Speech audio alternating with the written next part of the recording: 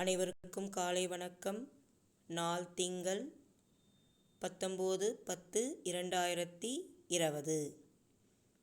முதல் பருவம் முடிந்து இரண்டாவது பருவம் இன்று முதல் தொடங்குகின்றது. பாடம் தமிழ், வகுப்பு 4, எண் 1.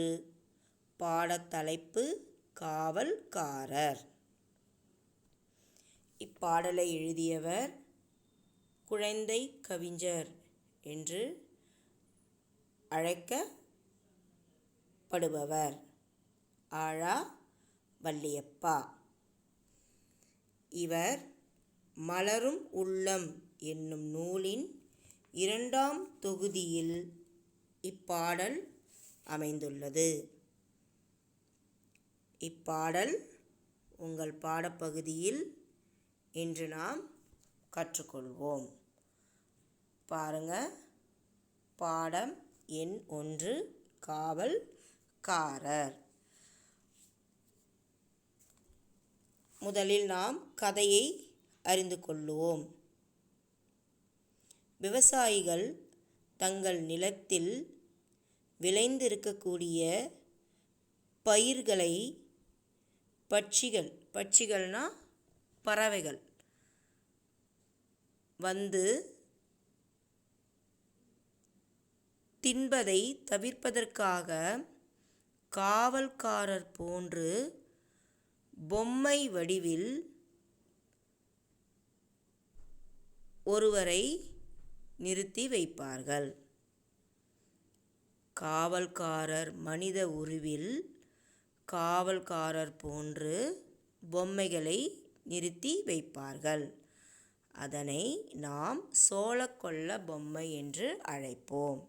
அதாவது விவசாயிகள் நிலத்தில் விளைஞ்சிருக்கிற பயிர்களை பறவைகள் தின்றுவிடக்கூடாது என்பதற்காக மனிதன் போன்ற உருவில் ஒரு காவல்காரர் ஒருவரை பொம்மை வடிவில் நிறுத்தி வைப்பார்கள். அதனை நாம் சோளக்கொல்ல பொம்மை என்று அழைப்போம். அதுவே இங்கு உங்களுக்கு பாடப்பகுதியாக கொடுக்கப்பட்டுள்ளது. முதலாவது நாம் பாடலை கற்றுக்கொள்ளலாமா? பாருங்க, இதுதான் சோளக்கொல்ல பொம்மை. அதன் மீது காகம் ஒரு கோட்டு ஒன்று வச்சுட்டு நிற்கிது. ஏன்னு பார்க்கலாமா? பாருங்க, சட்டை மேலே கோட்டு மாட்டி சரிகை போட்ட வேட்டி கட்டி நட்ட நடுவே தோட்டம் தன்னில் ராஜா போல நின்றிருந்தார். இரவும் பகலும் தூங்கிடாமல் இங்கும் அங்கும் நகர்ந்திடாமல் பொறுமையோடு காவல் காப்பார் பெயரில்லாத காவல்காரர்.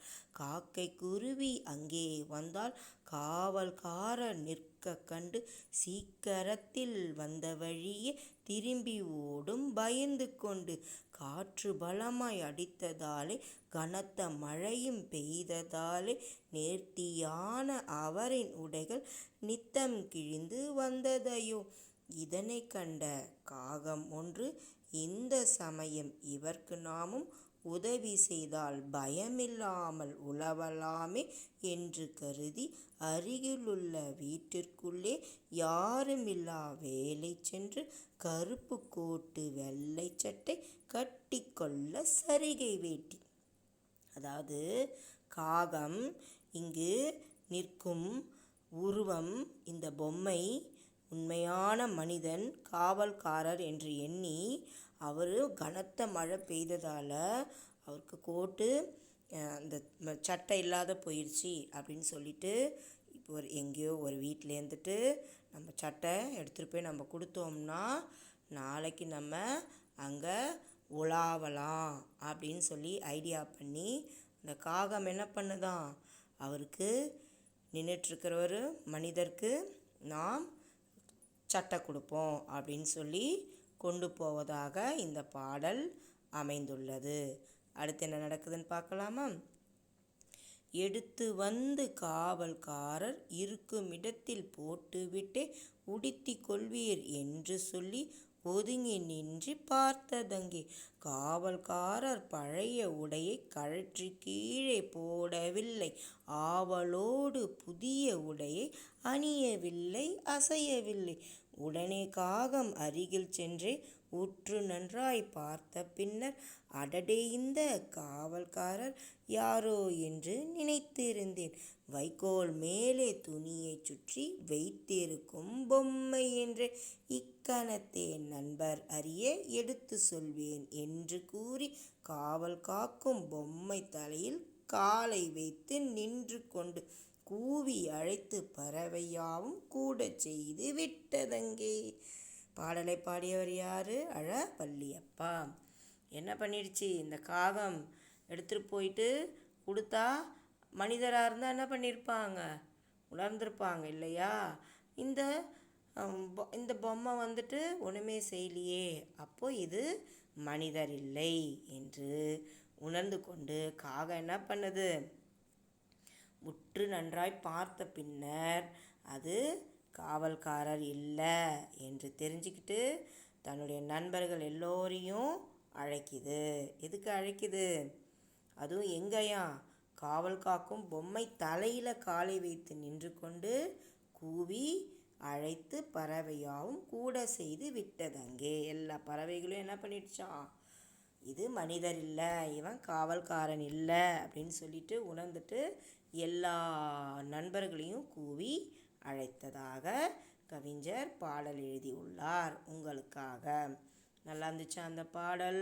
இந்த பாடலை நீங்களும் என்ன பண்ணணும்?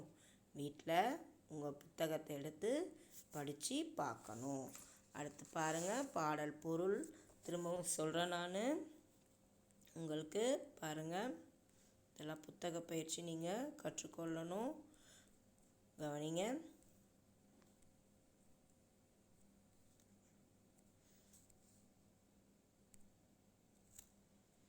தோட்டத்தின் நடுவே நின்றிருந்த சோலைக்கொல்லை பொம்மையை காவல் காக்கும் உயிருள்ள மனிதர் என்று காகம் நினைக்கிறது.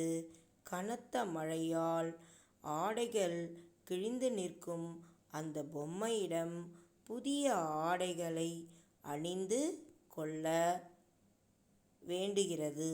ஆனால் அஃது அணிந்து கொள்ளாததால் உயிரற்ற பொருள் என்பதை உணர்ந்து கொள்கிறது. அதனால் அச்சமின்றி மற்ற பறவைகளை கூவி அழைக்கிறது. இதுவே இப்பாடலின் பொருள். அடுத்தது நாம் அடுத்த வீடியோவில் இதன் தொடர்ச்சியாக புத்தக பயிற்சிகள் கற்றுக்கொள்வோம். நன்றி.